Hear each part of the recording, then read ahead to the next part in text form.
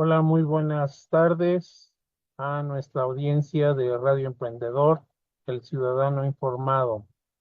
Su amigo, maestro Roberto Iván Ramírez Ávila, de nueva cuenta aquí con ustedes, eh, compartiendo publicaciones de mi blog. Aquí tengo debajo de mí para ajustar un poco para que vean la liga. Aquellos que quieran acceder al blog Virtualican 2. Ahí está la liga para que ustedes accedan. Y bueno, ya tenemos aquí nuevas publicaciones. El día de hoy, exactamente hoy en la mañana, me dediqué a publicar un nuevo tema. Ya lo vamos a abordar en los siguientes programas. Hoy voy a terminar un tema que ya venía yo abordando, ya venía yo comentando, y que digo es muy sugerente porque, y aparte fresco por todo lo que nos está tocando vivir, todo lo que nos está tocando informarnos o desinformarnos, si así lo queremos ver. eh, es sobre pues las guerras estas que están, guerras comerciales, guerras cognitivas, guerras de conflictos ideológicos, etcétera, que de alguna manera marcan desde varias dimensiones, desde lo local a lo nacional, y de ahí trasladarlo a lo internacional. Si uno revisa con atención las noticias del día a día, bueno, pues nos trae una serie de contenidos que son transmitidos, son producidos por cadenas de televisión, por medios de comunicación, ¿no? Y también a través de las redes sociales que producen contenidos y transmiten o desinforman. Eh, Como estoy repitiendo, termino hoy este tema de los conflictos, y que de alguna manera también nos da a entender de que no solamente la información que se crea a través de esos metadiscursos son centrados en lo que hacen los gobiernos, ¿no? Lo que hacen los que dicen gobernar a los países, a la ciudadanía. Hay obviamente toda una infraestructura de por medio que apoya la construcción de esos metadiscursos, ¿no? Ya sea para legitimar su poder, ya sea para mentir, ya sea para ocultar información a la población, ya sea para anunciar proyectos que algunos se concretan, otros no se logran concretar, y ahí es un juego, un tablero interesante entre las partes, ¿no?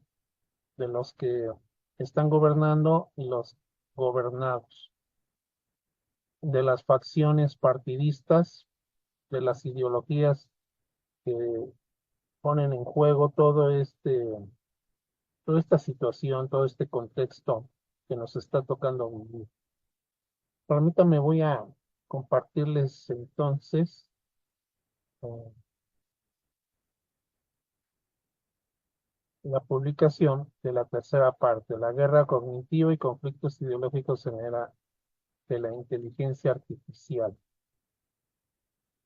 Como ahorita estoy compartiendo, estoy tratando también de sintetizar para no caer en la lectura de la publicación. Yo los invito cordialmente a que se acerquen a este blog y lean, y igual los invito a que aporten ideas, que creemos fuentes de comunicación, de diálogo, para que mm, tu servidor no solamente pues realice reflexiones personales y que de alguna manera tentativa pues están tratando de dar algo, de aportar algo mm, con los contenidos que se han venido desarrollando en este blog, ¿no?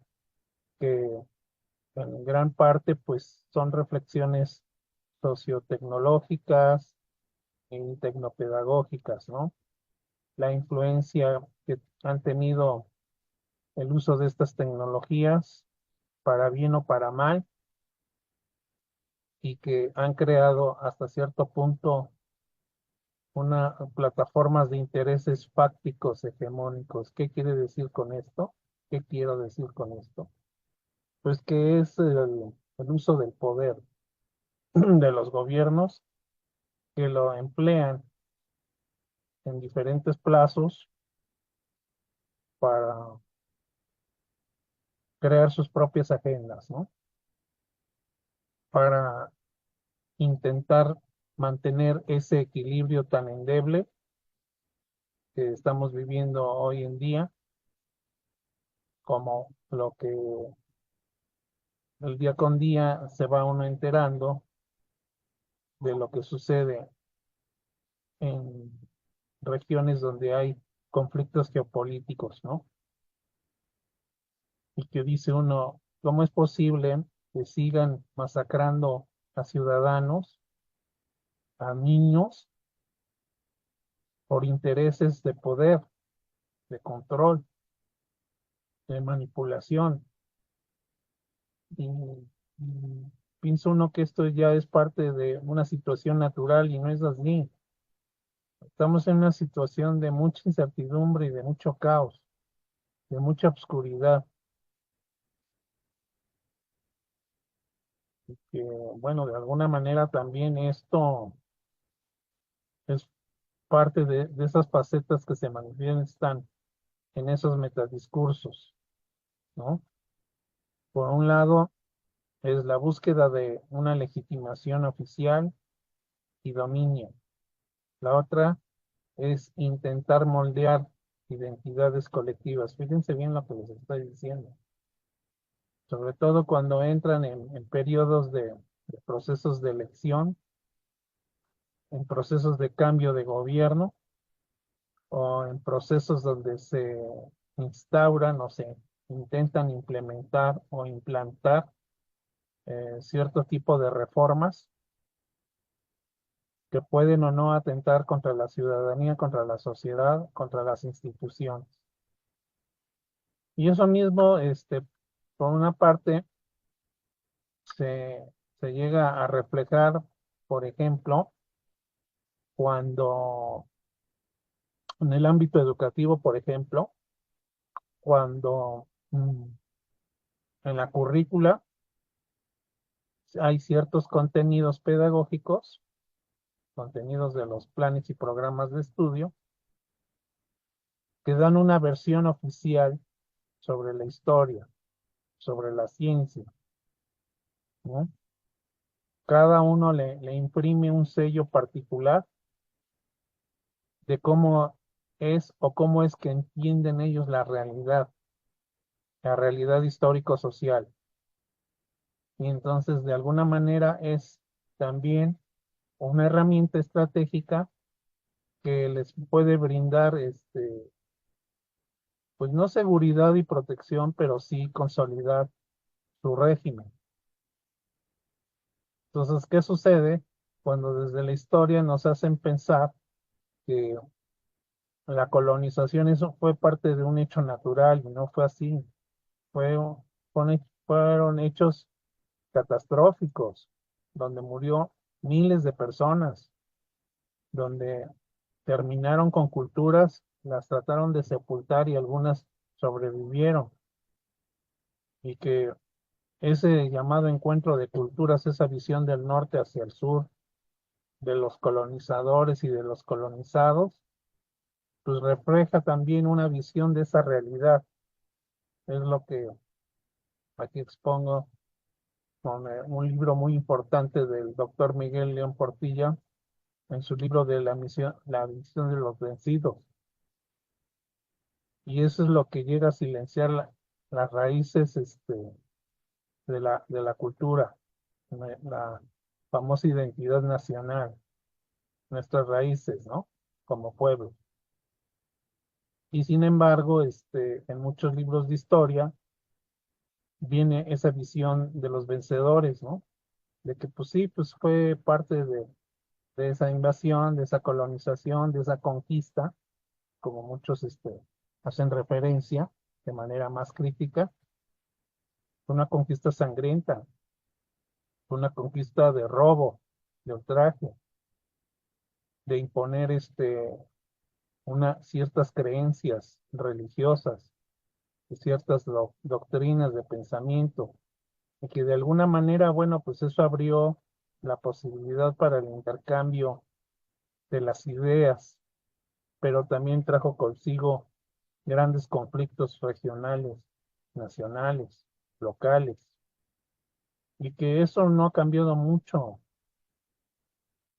sigue así, sigue habiendo muchos grupos, muchos intereses de países poderosos, estamos hablando de las potencias mundiales, que están controlando y manipulando a su modo la economía. Estaba escuchando hace rato a un experto en economía que estaba siendo entrevistado por eh, León Krause, que fue mi exalumno cuando fui profesor de él en la primaria, en el Colegio Westminster, y ya se volvió joven, prometedor, en un gran analista de medios, de análisis de información geopolítica y geoeconómica.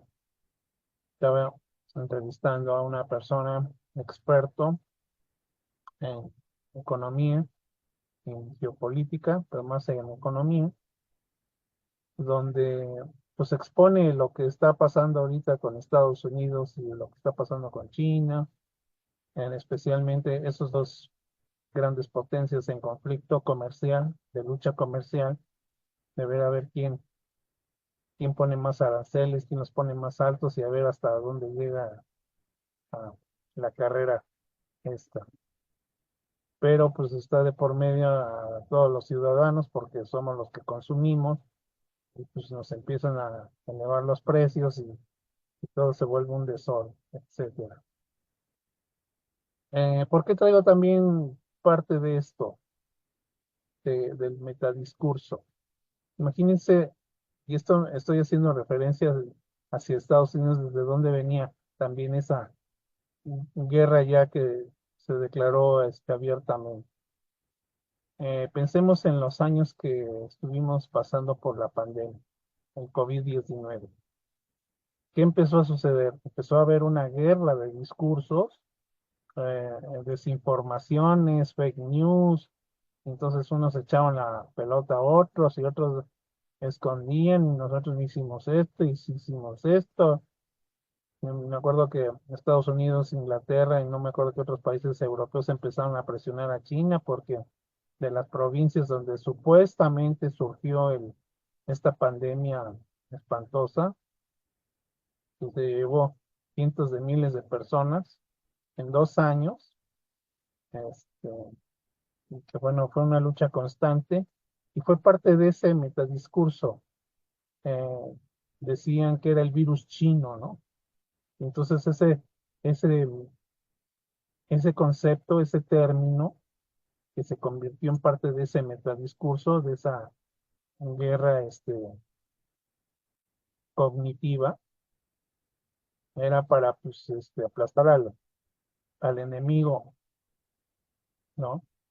Al opositor, al que no piensa igual como el sueño americano, a los que son diferentes, los que son de otra raza, de otro idioma.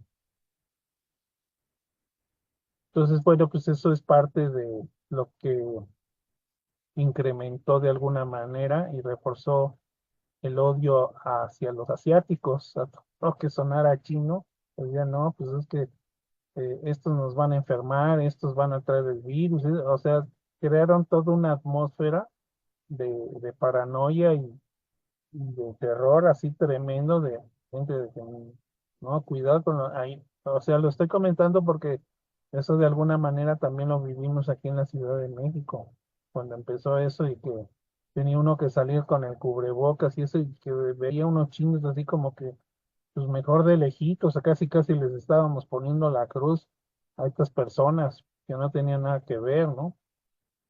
Sino que fue una pandemia que se salió de control y que pues, puso en jaque a los laboratorios, creadores, productores de medicamentos, de vacunas, etcétera, y que era una guerra de tiempo, que había que combatir. Y sin embargo, bueno, pues se crearon todos esos discursos, esas narrativas, ¿no? De odio al otro, porque era el culpable y era el que había puesto de cabeza al mundo y estaba de por medio la supervivencia humana, en fin. Pero de fondo, pues, o sea que el trasfondo de todo eso es que ese metadiscurso fue empleado como una táctica geopolítica y que es parte de esos discursos que se han venido dando desde Estados Unidos, que es donde son fábricas muy poderosas, donde se fabrican fake news y ahora con mayor razón en las redes sociales, ¿no? Eh, y que son empleadas como armas distractoras, que si uno se pone a ver las noticias de Fox, de CNN, etcétera, o de este caso acá las de las televisoras comerciales, eh, pues se vuelve como una guerra de, de desinformación y de deslegitimación de esos poderes fácticos, ¿no? O sea, es un intercambio donde inclusive pues ya eso se ha sabido desde que subió el actual régimen, cómo han empleado, por ejemplo, granjas de bots, ¿no? Para sembrar desinformación, para crear confusión, para apoyar al candidato o al gobernador en turno, ¿no? Y eso no solamente sucede en México, lo vemos en Venezuela, lo vemos en Cuba, lo vemos en Nicaragua, lo hemos visto en Bolivia y ahora actualmente pues igual en Ecuador que acaba de otra vez a ser reelecto este presidente Noboa, ¿no? Que seguro que manipuló ahí las elecciones y hay todo un discurso de por medio, pero pues ya salió reelecto, ya está bien feliz el señor. ¿Por qué? Porque pues está usando como estrategia táctica que está combatiendo al crimen organizado. Entonces, pues le están dando el apoyo y aunque no fuera cierto, pues ya el proceso de elección ya se llevó a cabo en ese país y bueno, pues ya solamente vemos las noticias, ¿no? Y a cada rato estamos viendo noticias de todo tipo, es decir, cada rato, cada día, lo estaba yo escuchando, es que hay que despertarse y ver cómo estornuda el señor Trump y cómo está ese día, a ver si no sale con otra ocurrencia como esta que acaba de hacer la semana pasada, de que, bueno, les doy 90 días para que hagamos negocios, ¿no? Entonces, eso de parte de la visión crítica de los analistas expertos en geopolítica y geoeconomía, pues lo ven así como que está presentando la imagen, está representando en la imagen de un país que es cada día menos confiable, ¿no? Para hacer transacciones.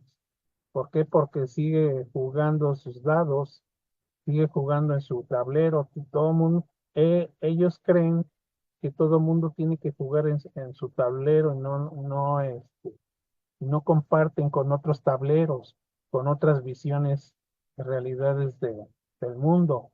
Entonces, parece ser que todo lo quieren de nuevo concentrar con una visión, eh, perdón, con todo respeto, pero igual como han, se han criticado las visiones trasnochadas de muchos de los gobiernos populistas de izquierda, que viven con nostalgia en la época de la Guerra Fría, pues así mismo en Estados Unidos pues están con esa situación de que quieren volver a la edad dorada de los 40, 50, 50 sobre todo, cuando Estados Unidos empezó a, a subir su economía y su poderío económico, este, tecnológico y militar, etcétera.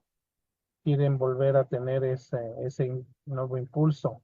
No sé hasta cuánto pueda durarle ese metadiscurso al señor Trump y compañía, todo su régimen, porque a final de cuentas, pues es nada más para, ahora sí que dorarle la píldora a sus electores, ¿no?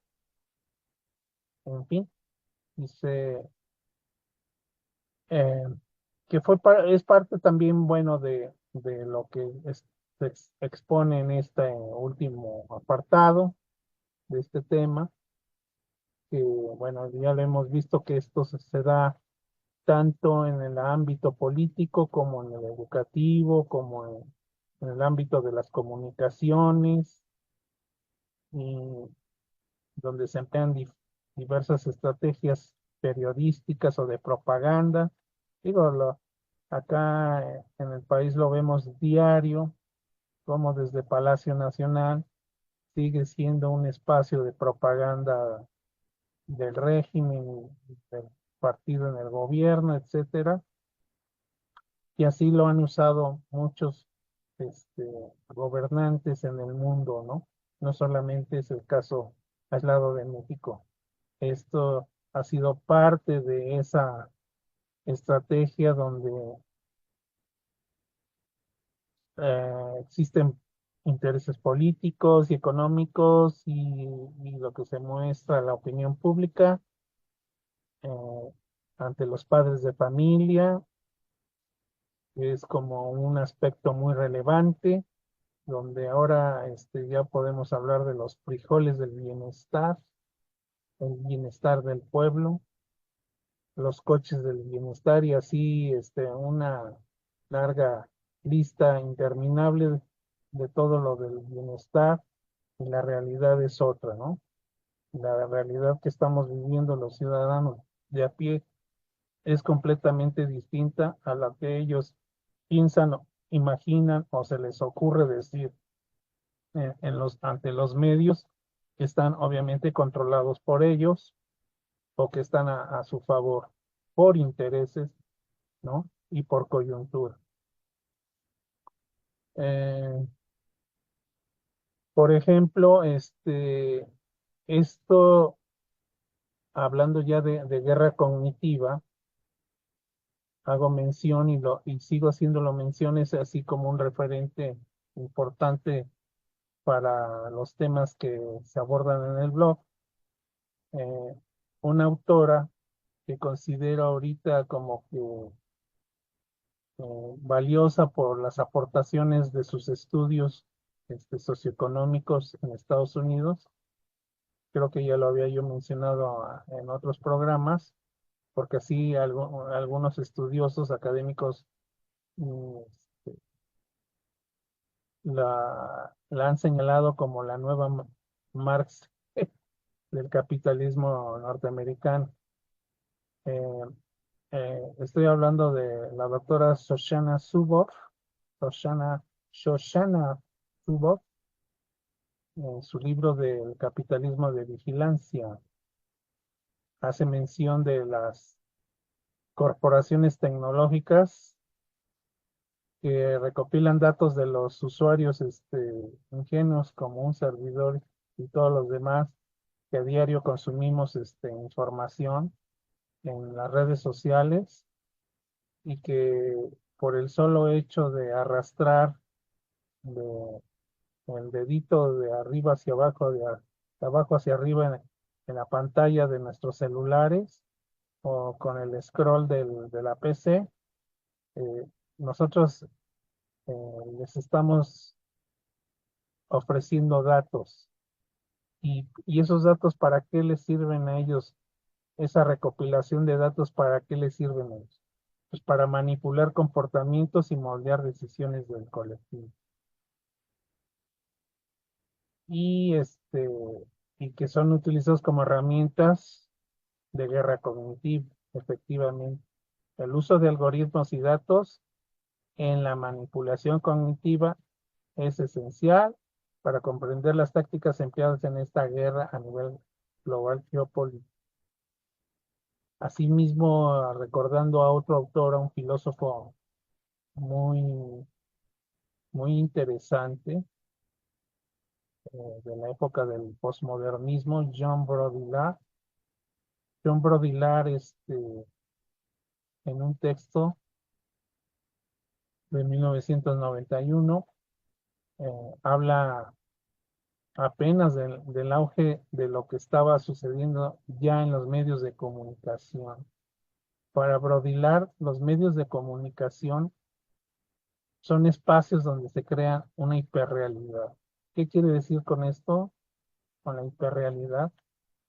Pues donde las percepciones y las simulaciones reemplazan la realidad objetiva, ¿sí? Porque te lo manipulan a través de la imagen, a través del audio y a través, obviamente, de del contenido de información que están transmitiendo. Y uno como audiencia, como usuario de esos medios, me imagino que se estaba refiriendo a la televisión o al cine en estos momentos, este, pues son considerados como lo hizo en su momento Adolfo Hitler a través del cine, como, como medio de propaganda política, ¿no? Para su proyecto de dominación en Europa, hasta que se le acabó el discurso, ¿no? Terminó, terminaron con parte de Europa y la propia Alemania, ¿no? Son cientos de miles de muertes de por sí.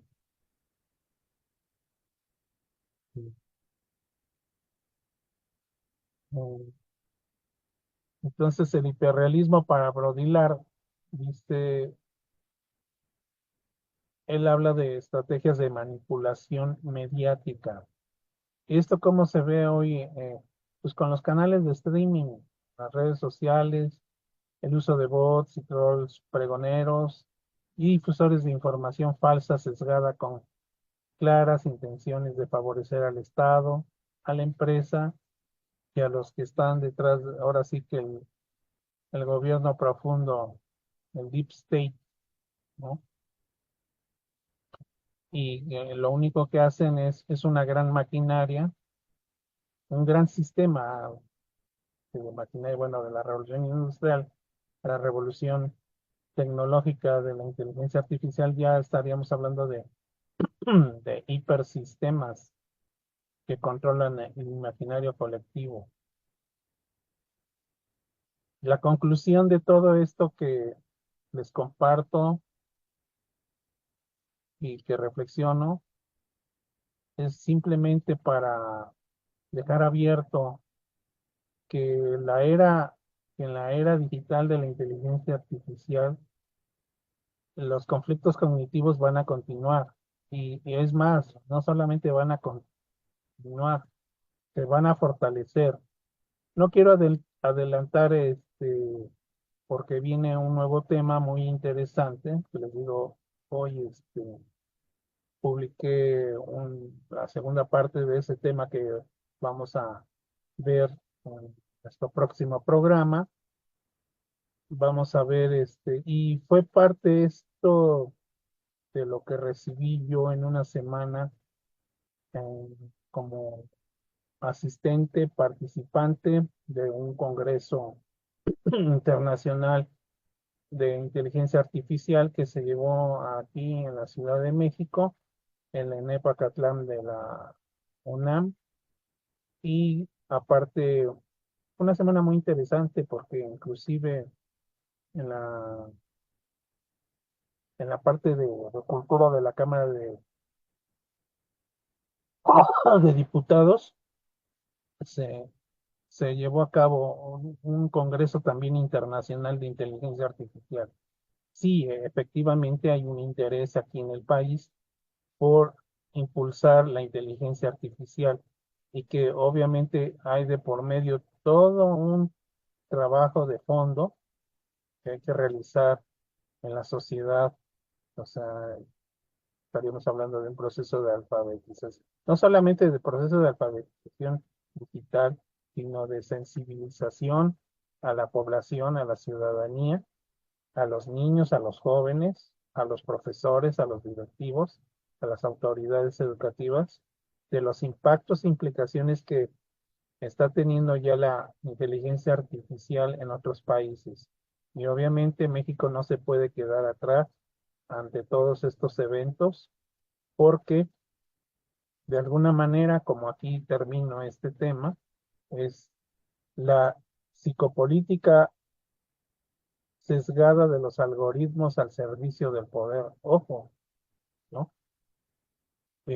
Eso es parte de lo que vamos a analizar en ese nuevo tema, que está relacionado con lo que pude apreciar en este congreso de la UNAM. Un conferencista de la empresa de Google habló, fue el único que escuché de todas las ponencias que abordó sobre los agentes de la inteligencia artificial, que de acuerdo a este joven, eh, Marín creo que se llama, que dice que hasta tiene su blog, van a tener un fuerte impulso en el 2025. O sea, van a ir apareciendo ya más y cada vez más agentes de inteligencia artificial, inclusive hay ya la posibilidad de que uno tenga sus propios asistentes, agentes asistentes de la inteligencia artificial para uso personal, ya sea para proyectos, para publicar, para crear contenidos de, de publicación mediática, audiovisual, etcétera, videos, podcast, etcétera. Entonces, viene todo una gran ola de, del uso de agentes en los dispositivos electrónicos, celulares, laptops, etcétera. Bueno, hasta aquí lo dejo. Espero les haya gustado al término de este tema, que da para más. Espero entonces su visita, su reflexión, sus aportaciones, porque el tema, bueno, continúa y tenemos que estar muy atentos a todos estos eventos. De mi parte, pues les agradezco haber estado conmigo un momento más en Radio Emprendedor y El Ciudadano Informado. Hasta luego.